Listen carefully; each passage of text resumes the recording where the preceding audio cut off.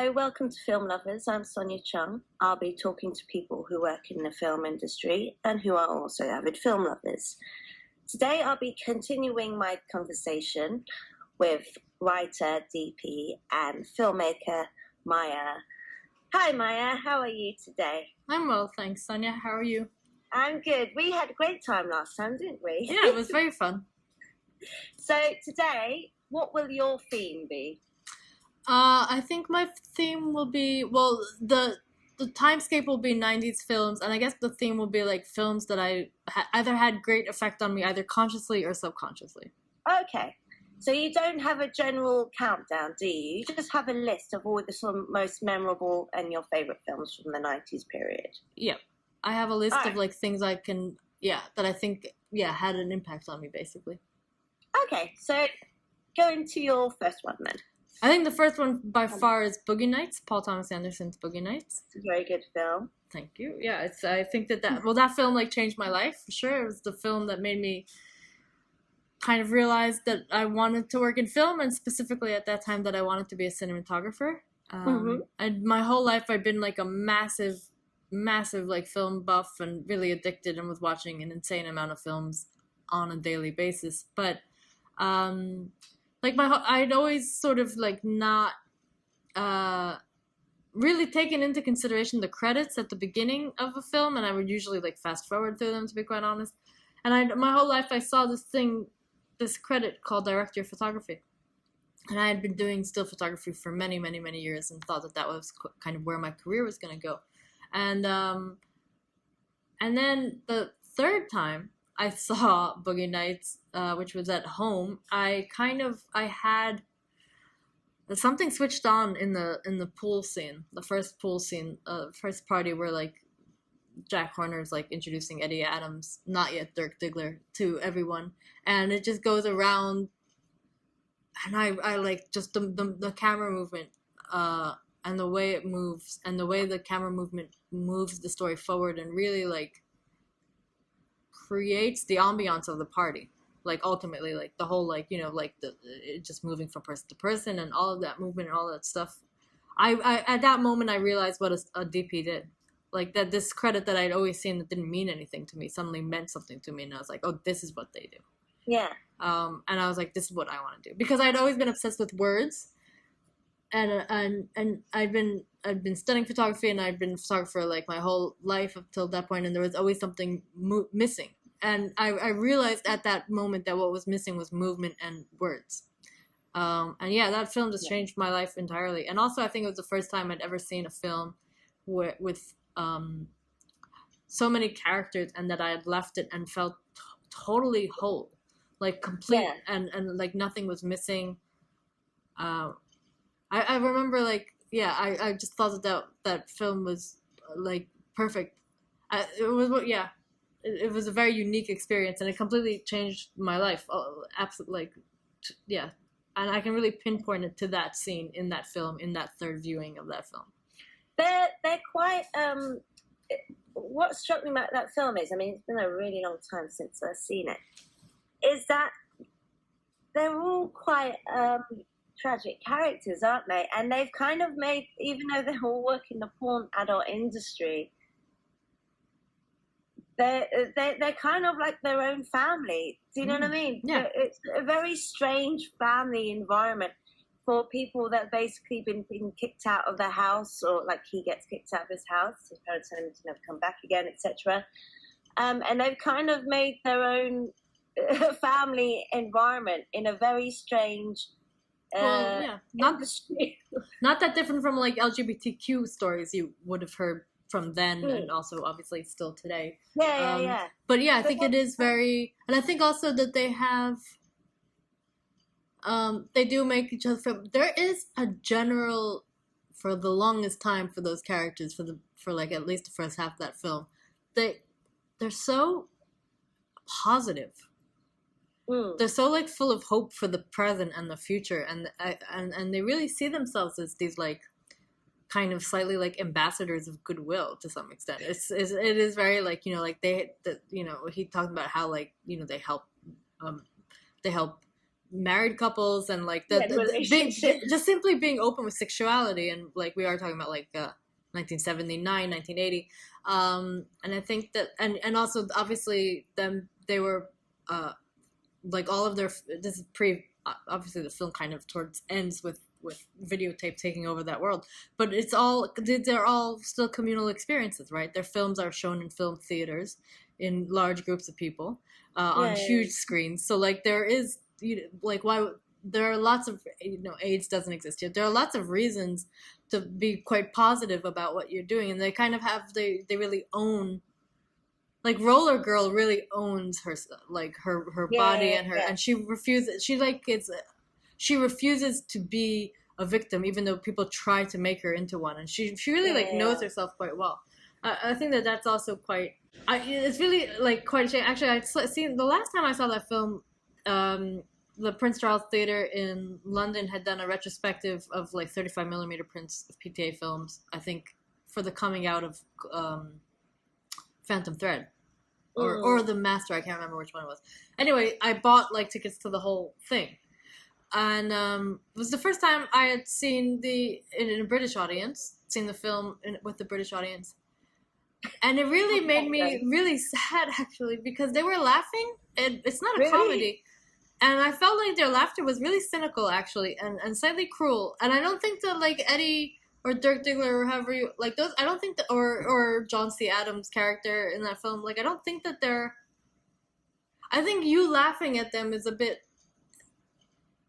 I don't know if they're laughing because they're uncomfortable or because they're trying to prove that they're more clever than these not, like, particularly clever, yet really authentic and genuine people who would never wish ill on you. I don't know. It must have been a bit of an uncomfortable laughter as well, I'd imagine. Yeah, but it was also like, it felt like a power play, and you're like, what is this for? Like they were laughing at their expense. Yeah, and you're like, well, this is stupid. First of all, they can't hear you. Second of all, we assume that you know more than like this porn actor who's coked up, who's like misquoting Napoleon or whatever the hell it's like absurd. It's absurd.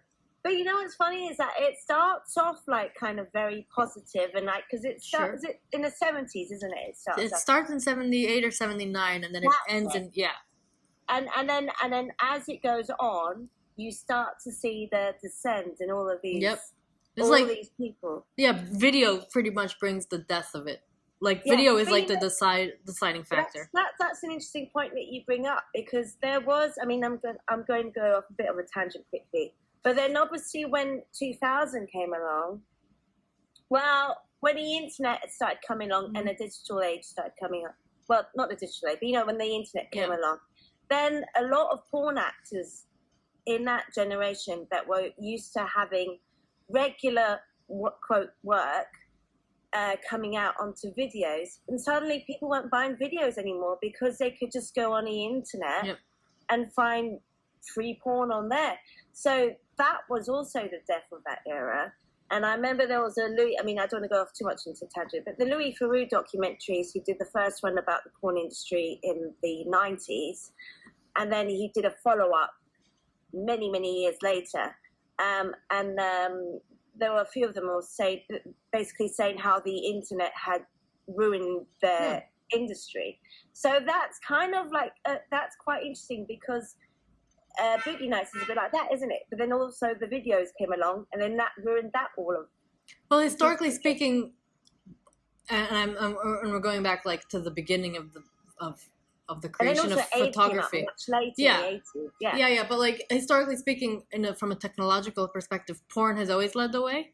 Like the first uses of photography, the first uses of like, even now the first uses of 3D, the first uses of Blu-ray. These were all like the video porn industry. So like what you're saying about like porn stars being like, they don't get royalties anymore, they don't get all of the things that like that their copyright would traditionally have given them. It's not different from recording artists of any like, actually that's a very interesting point. I didn't think that they would get royalties, but if they directed and produced it, they would. And a lot of a lot of like Gemma Jameson, a lot of porn stars like it's funny, I once heard that like an interesting point about like there are great interviews with Gemma Jameson, like like again, kind of like Roller Girl, refusing to be a victim and being very like ballsy, and she like she built an empire ultimately, and she moved ahead. And somebody had said like the porn industry is the only industry in the world where like in every single instance women make more money than men. Really? Yeah. It's just like consistent. Yeah. But also they do like like back in the day they would like kind of move up the ranks if they aged out of the whatever is wanted, or they just for whatever reason stopped doing it. They would go on to direct, they'd go on to shoot, they'd go on to produce. Yeah. So that's sort of like something that I guess has been taken up, but it's not. I mean, it's the same as like any type of all like most recording artists now don't make money off album sales. They make money off their concerts, which is not really open to porn stars. No. So anything else you want to say about Boogie Nights? It's kind of amazing that it was made by a 24-year-old, but then again, I don't think anyone... Was he 24 at the I think time? he was 24 or 25 at the time. It's a remarkable thing. But there is also an energy in that film that is... It's certain in a way that only youth can bring. It's like... It's so confident, and it's not a confidence that comes from experience. It's a confidence that almost comes from ignorance. Yeah. Because it's like that film doesn't know that it could fail. No, and it's naivety as well, isn't it? Yeah, which is very much of that thing when you're that young, you don't know what to expect. And you think that the world is going to throw every opportunity your way. And it's amazing, and also like maybe that is also why there's such authenticity in these characters. Is like there's no snobbery in the filmmaking. Even when like things go awry, which is a delicate way of putting it, the characters and the music, they're treated with such compassion. It's not a moral tale. It's not like they're very endearing in a very strange way as well, aren't they? They're actually there's a human side to them. Yeah. I mean, obviously they are humans, but they're being objectified in a certain way. And then you actually realize that a lot of these people are very emotionally damaged. And they're doing the best that they can with what they have. Like they're all they like. There's that scene towards the end where Amber Waves. We find out her real name. I can't remember what the character's real name. Julianne Moore's character goes to the hearing, the custody battle with her ex-husband, and you get why she left them. You get you like totally understand what a woman is in the judicial system. And the judgment, like you understand all of these things of like you said, like they built themselves a new family, but you get why. At the end, you get why they did it, not why they became porn stars. That really feels like a choice they made, but everything, the need to create an alternative family is clear and abundant. And I think that I just think that film has so much like compassion in it. I think that it's very unique because you have a lot of like multi-plot films. Like I think that like there's like if I were to compare it to like Magnolia, it's funny. I was thinking about like that's another one. I love that film. That he made that later. Yeah, that's the film he made right after. And I was thinking like a lot of 90 films that we think of that like are defined as 90s films actually came out in 2001, like The Sixth Sense, Magnolia. I don't know if it was made in the 90s, but I know it came out in 2000 or 2001. Yeah, something like that. I think that was the year where like a lot of like what is now deemed as like the end of the 90s like quintessential films. But Magnolia is done. I love that. It's an amazing film, but I think that it's much judgier. I think that it's like I don't think it has the same compassion for its character. It's not a bad thing. It's not. No, it's they're very deeply. Well, in a funny way, you'd think Boogie Nights would be because they're all very emotionally damaged people. But actually, like you said, there's a lot of compassion for them. Whereas Boogie Nights, when you watch it, you think, oh, all these characters. I mean, they're... You mean Magnolia? Well, yeah, it's Magnolia. So they all come together at the end and there's a positive ending for them all. But you just think... I know, I can't explain it. No, I mean, like, I agree. I think that, like, the Tom Cruise character and, like, there are, like, a lot of characters there that are, like... It is about judging them. Like, the dad of the little kid... That's the quiz show. There's a lot of people. He's kind of abusive. He's very and there is of course literally the dad that abused his daughter, who's the host of the game show, who sexually abused his daughter. There's Tom Cruise, whose his whole point the Well, characters. he's misogynistic. Yeah, exactly. His point is to like manipulate the cock and all of that stuff. Yeah, he's very. So I think that's a much judgier film. Like, yeah. So I think Boogie Nights is very, and in that sense, I think that like it's very 90s, because I think of the 90s as a very kind of like not necessarily a compassionate time, although I do think that there's a great authenticity and an endearment there to it, and a real love of craft versus commerce. Yeah. And obviously there were like so yeah, that's, I mean, in regards to like Boogie Nights, I think it like changed my life, and I think that also like it's so many of its imagery, and particularly small like moments of drama in households, like the whole scene between Eddie Adams and his mother the last day he's in this house, and like she's yelling at him about like where you've been, and she's being very cruel to him. She's been waiting for him all night. And he says, "Stop saying I'm stupid. I'm not stupid." And she just yells at him. She says, "I'm not saying you're stupid. You're just too stupid to recognize that that's not what I'm saying," or something to that effect. And it's very harsh. And then there's like a cut to like the father sitting alone in the room, listening to everything and not participating in his family, not defending his son or. It's so good. It's so there. It's so in that moment, and it exists like in front of you. Yeah. You know, the bit that I always remember was the bit where, is it William H. Macy, when he commits suicide after killing his wife? Because his wife is a porn star and she's always sleeping in front of men. So publicly as well. Like there's a scene where she's having sex with several men in the driveway, in the garage or something like that. And she's like, "Stop embarrassing me, go home," or something like that. And he just basically, at the end, he just goes and sort of shoots her and shoots another, and he shoots himself. And after he kills himself, you can sense a big, like, you know, everyone just feels, it really is like they've lost a very important family member. Who was also very sweet, and like he really cared about how the film looked. Like I remember one time where he's like, you know, I'm just talking about how he really cared about, like, he took his job seriously. He had respect for his role as, I can't remember what he was, a gaffer or something like that. Yeah. So that was I mean, that was awful, but at the same time you could really tell that actually these people really care about each other. Yeah. And also he I think also the thing that like kind of always about that character is that like he has a fear of appearing unliberal by wanting to be in a monogamous relationship ultimately.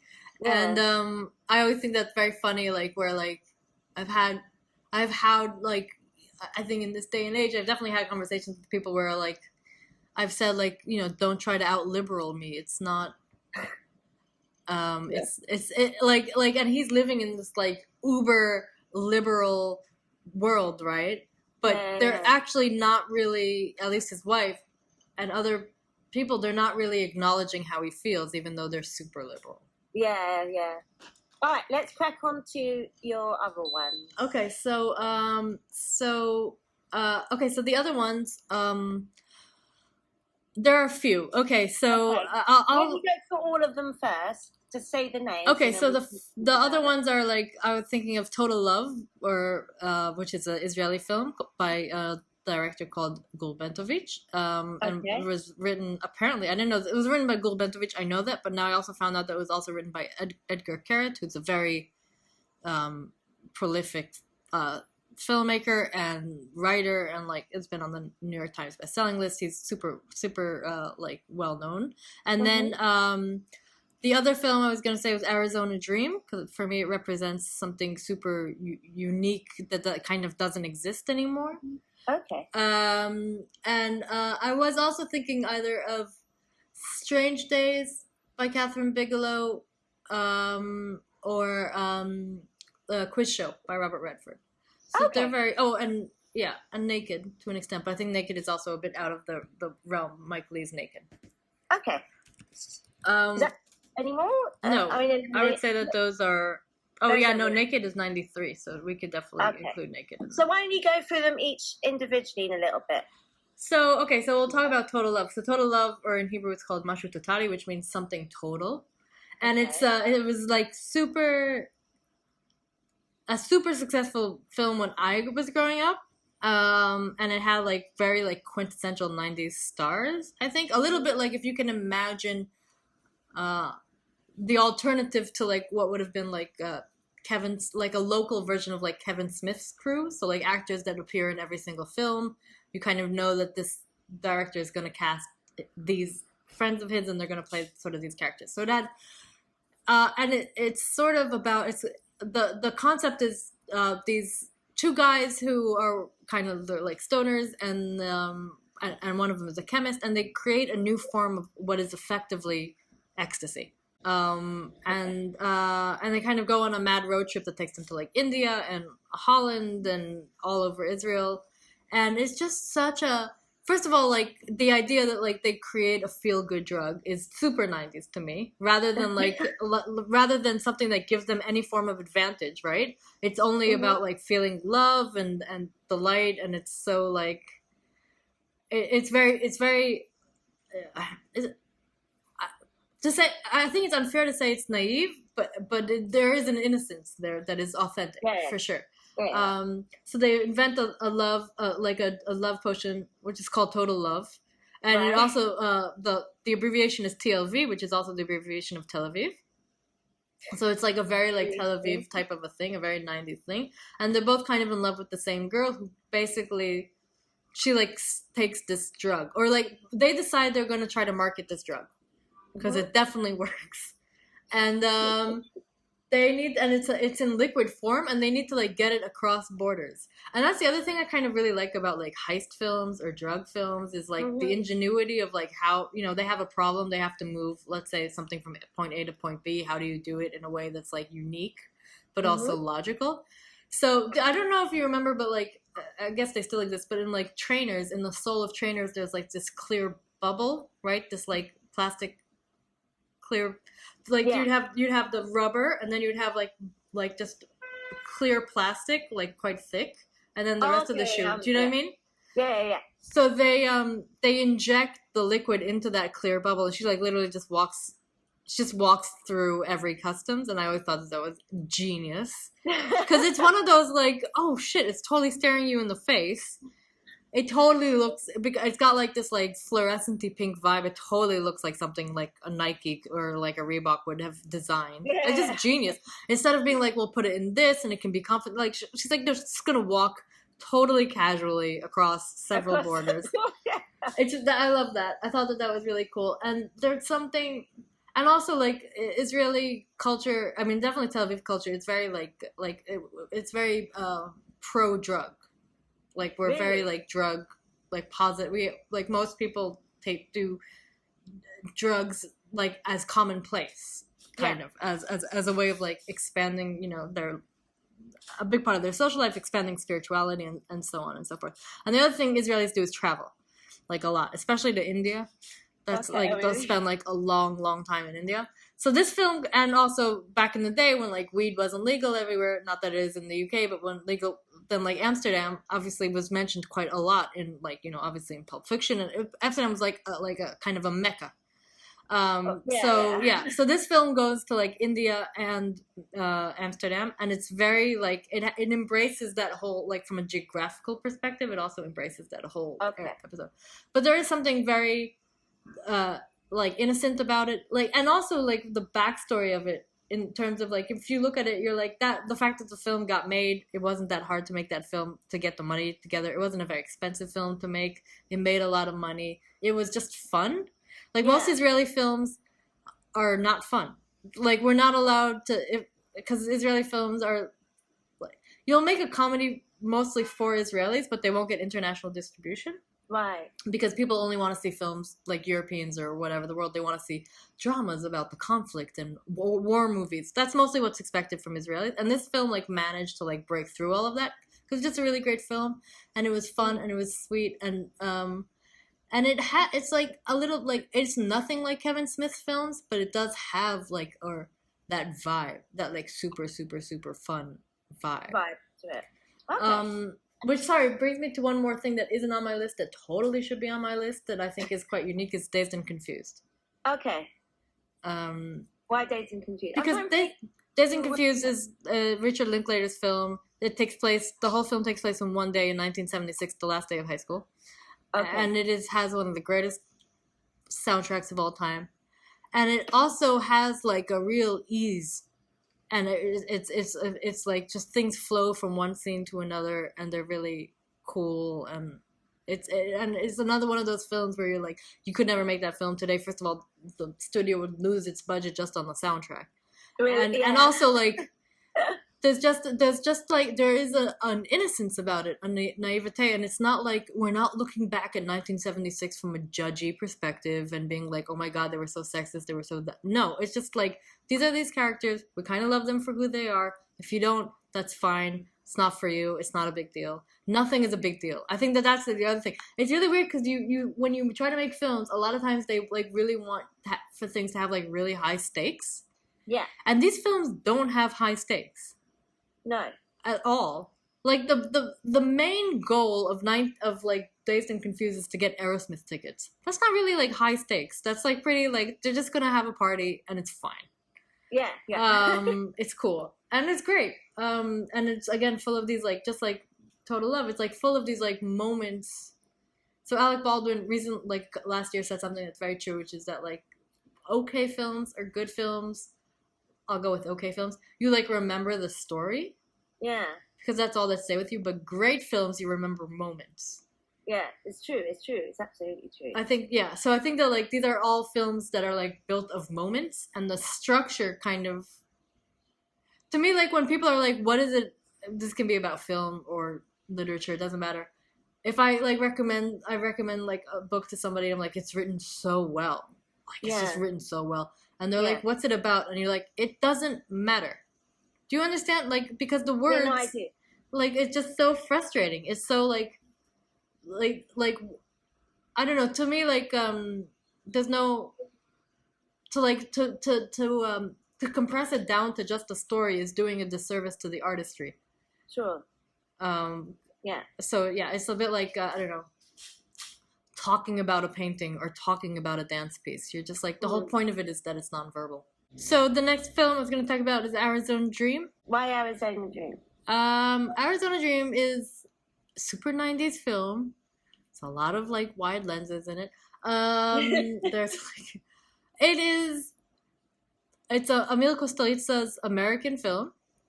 Mm-hmm. And it is, first of all, the fact that Emil Kusturica made an American film is already like super not something that happens anymore. And he made an original film after he had like a really successful film. He had, I think, he had a few very successful films, and I think he had won an Oscar for foreign film for one of them. And I think in today's world, they would an American producer would have taken one of his very successful non-English speaking films and just remade it in English, like they do now with like Haneke films, and they did it with Force Majeure. And back then they didn't do that. They saw a great filmmaker who made non-English speaking films, and they said, would you like to make a film in English? What would you like to make? And he made an insane film with a cast that is like uber 90s, but so good. So it's Johnny Depp, Vincent Gallo, that gives one of the greatest performances of his life. The late great Jerry Lewis. I believe it's Faye Dunaway, and it's definitely Lily Taylor. Lily Taylor is like definitely like a 90s staple. And it's very, I mean, like reviewers would call it wacky. It's very out there. It's it's got like magical realism elements to it. It's got real like authenticness to it. So like even the assholes who are assholes, like Vincent Gallo definitely plays a dick. Again, there's no judgment of him, really. Like you as a character are judging him, but not. And it is definitely like a love letter to film. As well, so it's like there's that great scene with like Johnny Depp and Vincent Gallo are at the cinema, and I can't remember what De Niro film they're watching, but they're watching a film with De Niro, and Vincent Gallo is with a woman, and she, I don't know, they're doing something sexual, I can't remember what, and then she wants to touch his face. Oh, and Johnny Depp is like sitting next to them, like slightly uncomfortable, but also like kind of shocked that this is even happening. And and he touches his face. She touches his face, and she says, "What the hell? Like, don't touch my face. Don't." He goes like ballistic, and he says, "You think Robert De Niro lets you touch his face? Think Johnny Depp lets you?" And like Johnny Depp is sitting next to him in character. And then he goes up onto the stage of the cinema. This is like when cinemas were within theaters. That also obviously were stage theaters, and he does verbatim this whole De Niro monologue with De Niro projected onto him. Yeah. So it is like it's super meta, but it's also really fun and really lighthearted, and very like it's a very foreign film made in English. Yeah. And they're trying to make a flying machine, which is another thing. Like, you know, in film, people can fly. So it's got like all of these great different elements. It has like Kostelica's like sense of humor, which I suppose is more of like an Eastern European sense of humor, which is kind of more where my family sense of humor comes from. And like I just think that it's such a great film. It's got a lot of magical realism, but I also think it's like quintessential 90s film because it may have been made in the 70s. It definitely wouldn't have gotten made in the 80s. It fit really perfectly in the 90s. A lot of people saw that film. That wasn't like an art house film. That was just a regularly distributed film. And then it definitely would not get made today, for sure. There's like no way. And it would also not get that cast. No. So there is something very kind of when I look back at like 90s cinema, a lot of times like I see certainly Western European and American cinema, not necessarily maybe Eastern European cinema. Well, except for Tarantino, but they're much more like combined. They're much more cosympathetic with one another versus, and like this is the pre-internet age, right? And so like post-internet age, actually things are far more segregated, I think. And like you have like these things that are like quintessential American films, and then you have these things that are quintessential European films, and they're not as blended. Like French New Wave is super affected by American cinema, but the 1970s cinema is super affected by French New Wave. And I feel like those things are like they don't happen as much anymore. No, they don't, do they? And it's a real shame because I think that like it that symbiosis like creates a new thing. And I don't need American cinemas to be European, and I don't need European cinemas to be American, but I like this idea of like actually creating a hybrid, and that's also how you make new things rather than sticking to genre. So yeah, I think that's great, and yeah, it's such a great film, and there are so many moments of it that are like, if you take it out of context, they're ridiculous, but within the world, they make perfect sense. And I think that that says a lot about his ability to like build a cohesive. Yeah, you want to be there with them, right? So you suspend your disbelief, and it's not even that hard to suspend your disbelief because you just like hanging out with these people. So that was the other. So, have you? I didn't ask. Have you seen it? No. Oh, you should. It's great. I definitely will. So what were the other ones that you were going to talk about that you mentioned before? Quiz Show. Yes, that was another one. Which is Robert Redford. Fiennes. Yes, that's that's Ray Fiennes playing somebody Van Doren. It's based on a true story. I haven't seen that one either. I need to. I'll watch it, but I do remember it getting a lot of good praise about it. Yeah, it's kind of we don't like there's something quite naive about that film. It's based on a true story, but it's not like a hard-hitting. No one dies. Do you know what I mean? It's not like a hard-hitting. It doesn't really.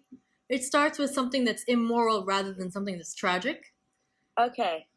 And I think that we don't really make those types of films either anymore. And there's something. Right. First of all, everyone is so young and beautiful. Can we just like talk about how gorgeous Ray Fiennes is? This is like before he played the world's most beautiful Nazi in Schindler's List. He was really good looking when he was younger. I mean, he's still great in my opinion. He still is. Yeah. I think he should only do comedies. But he scared the crap out of me in Schindler's List. Yeah, I remember seeing that film.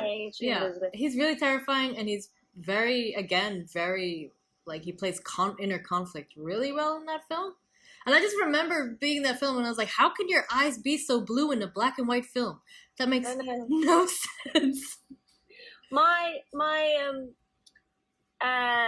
you remember when The English Patient came out? Sure. Was that in the 90s? Yeah, Or was that like, definitely is a 90s film. yeah, because he's in it, isn't Yeah, he? yeah, yeah. My mum's partner, Simon, absolutely hated that. I'm with Simon. All the men hated that film. Like, why is this film so long? But I love that film, and I think he's so good in that film. He's another kind of tortured person, isn't he? He's like a prisoner of war or something, or they think he's a spy or whatever. But I just think it was so romantic. It is very romantic. It is very romantic. It is very long. There's that whole like it is very long. Era of like period. The 90s is full of period cinema, right? Like Scorsese calls costume pieces. There's quite a lot of them. Like it's funny. I love the films of Ivory and Merchant. Like I'm huge. Like I love those films, and I'll watch so many of them nowadays. And you're like again like.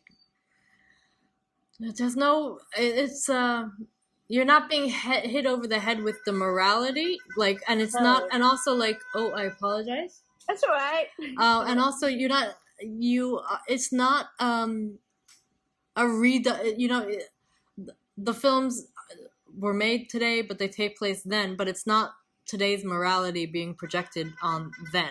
It's just telling the way people you would act in their case. People of certain classes would have acted in that. I really.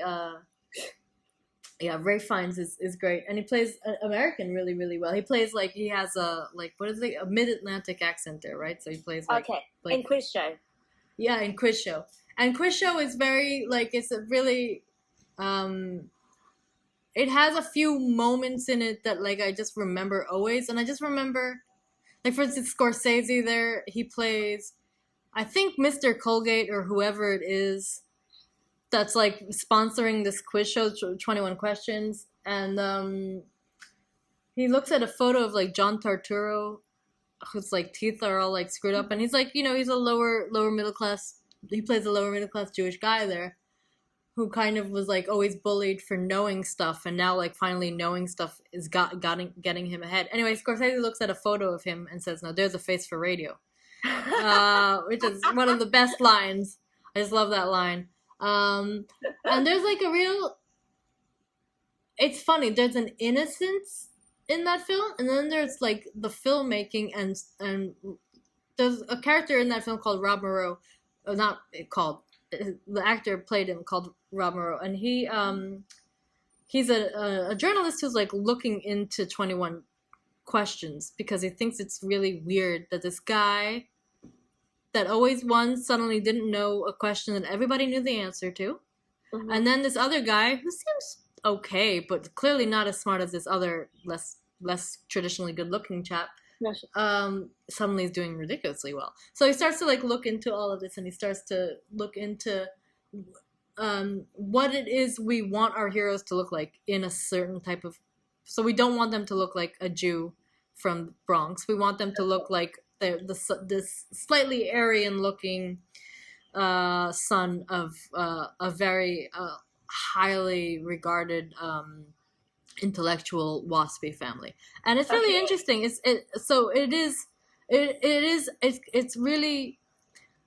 an interesting mix because it is a morality tale, and there is judgment, but there is also like. The filmmaking doesn't get in the way of the story. It's kind of weird that this film like had a huge impact on me. And I can't really pinpoint why, but it's a story that I remember like quite a lot, quite often, and it's sort of like it has that really like trust your actors. They'll pull it off. You don't have to be like super fancy, but you also do have to punctuate the scene with rhythm. So, for example, like when they're in the television studio, things start to like move much quicker, and then there's like, and there are moments where like we move from like the feeling in the studio versus the feel. They cut from like a shot, and then they cut to people on the television watching it, and you have this like compression of space and time. Okay, that's like very apt. It's a very good way to tell that story, and I just remember it being like super effective, and also it had all of these.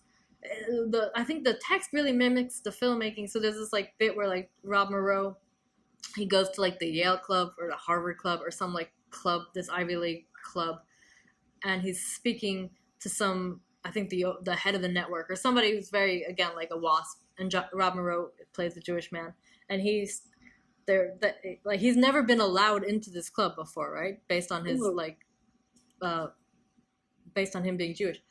And he orders a Reuben, and like they're trying, those conversations where like there's like fake pleasantries.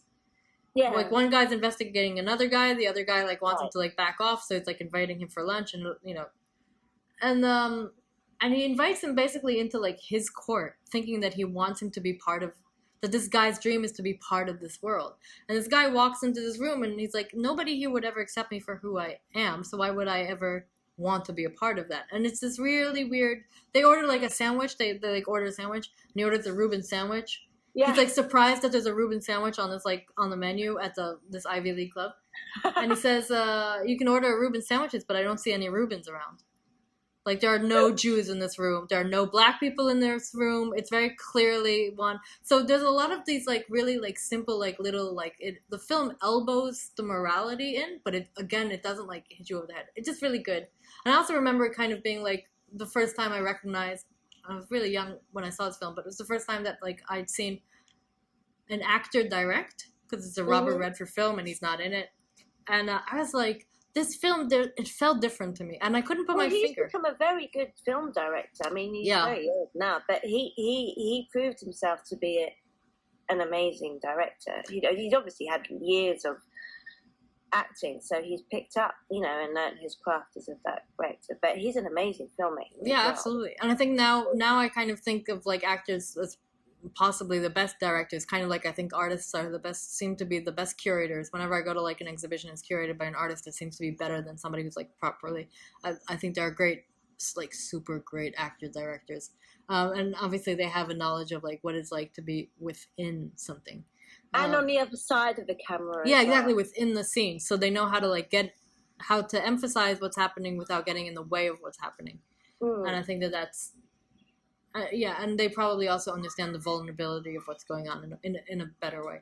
But I just remember being like, I kind of like really surprised at how you could like move. Because how you can move from thing to thing. So that was like, I just love that film. I don't know why. It's so simple. It's all right. It's a really simple film. And also it's one of those things where like I realized that like, it's very like from a cinematography standpoint, it's a very straightforward film. It's not like a classic 90's wide lens, close up, kind of crazy, kooky. It doesn't look like Raising Arizona. No. But I love Raising Arizona. I actually on my list was The Hudsucker Proxy and as well. That's a great film. Oh, is it? There are a lot of great comedies, so like I just remember that film being like in that era, being like kind of not getting, it just didn't get in the way. God, the more we talk, the more I'm like, oh, actually, I kind of like want to change my list. I kind of want to change my list now. I want to be like, oh, A League of Their Own for sure had a massive effect on me. That was another good one. I remember that. That was with Madonna, wasn't it? Yeah, Madonna, Rosie O'Donnell, Gina Davis. It's a great. And by the way, the woman that plays Gina Davis' sister is Keanu Reeves. Point Break. Yeah. Exactly. And Tank Girl. And Bill Pullman. Tom Hanks and Bill Pullman. Bill Pullman's her husband. And he comes back. Yeah, I remember. I remember that film. I love that film. That film's directed by a woman, Penny Marshall. Oh yeah, of course. Who made Big? Wasn't she an actor before as well? Yeah, in the 70s. Great. She had a very great films voice. That you're going to talk about? I was going to talk about Naked. I think was one of them. I don't know that one. Mike Leigh's film. It's Naked. It's a David Thewlis film. It's apparently from 1993. It is. Watch it. It's like super. It's iconic. David Thewlis gives probably the greatest performance of his life. He plays the lead. He plays a guy coming down from Manchester to London, who's drunk, and he's kind of a dick. And London is like just starting to get into like new labor. So basically London is still reeling off Thatcher. And the world at large is kind of reeling off